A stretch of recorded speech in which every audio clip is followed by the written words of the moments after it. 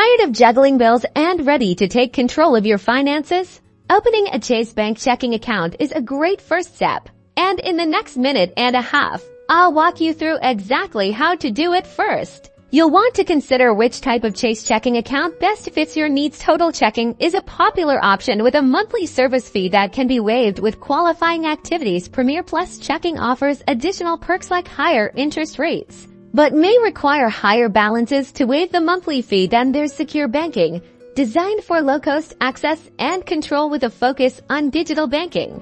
Now, gather the necessary documents. You'll need a valid government-issued photo ID, like a driver's license or passport. Also, have your social security number ready and be prepared to provide proof of address, such as a recent utility bill or lease agreement. If you are unsure if your specific document will be accepted, you can contact a Chase representative. Ready to apply? You have two options: online or in person. For the online application, visit the Chase website and navigate to the checking account section. Complete the application form carefully, providing all the required information accurately. You may need to electronically scan and upload your documents. If you're applying in person, simply locate a Chase branch near you.